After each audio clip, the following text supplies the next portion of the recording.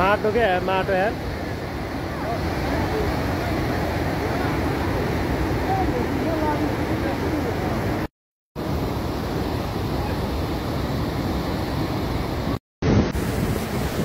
यतिको बाढी चाहिँ तपाईको अहिले माइखोलामा गइरहेको छ। आदरणीय दर्शकबिनहरू, यहाँ हेर्नुहोस्, जो माइखोला तटीय क्षेत्रमा बसोबास गर्नुभएको छ सम्पूर्ण मान्छेहरूलाई चाहिँ म सतर्क रहनको लागि अनुरोध गर्दछु। एकदमै भयङ्कर बाढी।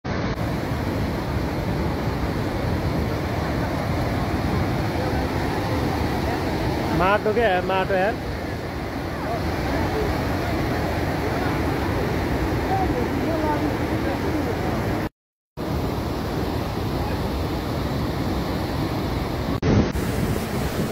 यतिको बाढी चाहिँ तपाईको अहिले माइखोलामा गइरहेको छ। आदरणीय दर्शकबिनहरू, यहाँ हेर्नुहोस्, जो माइखोला तटीय क्षेत्रमा बसोबास गर्नुभएको छ सम्पूर्ण मान्छेहरूलाई चाहिँ म सतर्क रहनको लागि अनुरोध गर्दछु। एकदमै भयङ्कर बाढी आइरहेको छ, एकदमै भयङ्कर।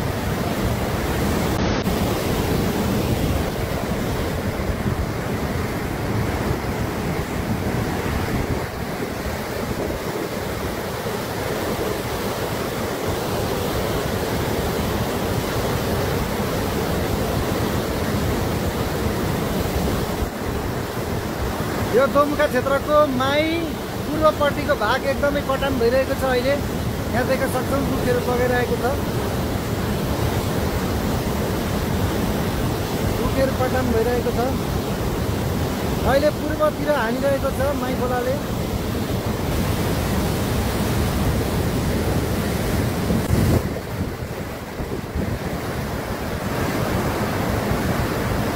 एकदमै भयङ्कर।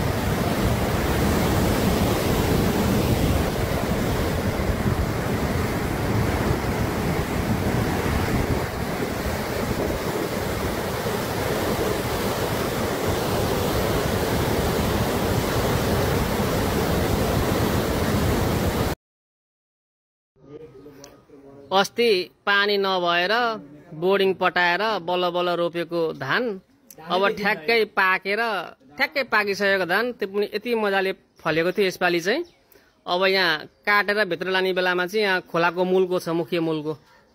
अब यसरी उँभो लाग्यो त, यो के विपत्ति आइपऱ्यो हो यस्तो। यो सबै देखिएको पानी जम्मै धान खेती हो।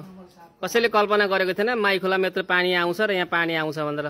माइखोला भनेको लगभग यहाँदेखि झन्डै 3 किलोमिटर पश्चिम मात्रै छ, सबै भरिएर अहिले सोलो डोलो बनाइदियो। यो कस्तो उल्टो प्रकृति भयो हेर्नु त। रोप्ने बेलामा मिसिन लाउनु पर्ने, काट्ने बेलामा खोलाले सुवा बनाइदिने। गाह्रो गाह्रो गाह्रो गाह्रो माथि गाह्रै भयो, गाह्रो माथि गाह्रो भयो। ए ठ्याक्कै यो मेरो धान खेती चाहिँ ट्याक्कै यो मूलको यो छ नि, भुलुलुलु गरेको, त्यो चाहिँ ठ्याक्कै हाम्रो धान।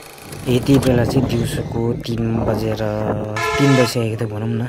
हामी काकर भिटाबाट फर्किने थियौँ। यो अवस्था रहेछ है त।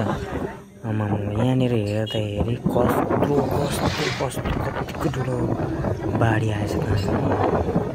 भिडियोमा हामीले हेर्दाखेरि पनि ऊ परको मन्दिरहरू पनि कति चाहिँ डुबिरहेको थियो। त्यो हेर्नु त जोतेको जत्तिकै के हलो के अरे त्यो धारो त्यो बल पाउँदाखेरि त्यो त्यस्तो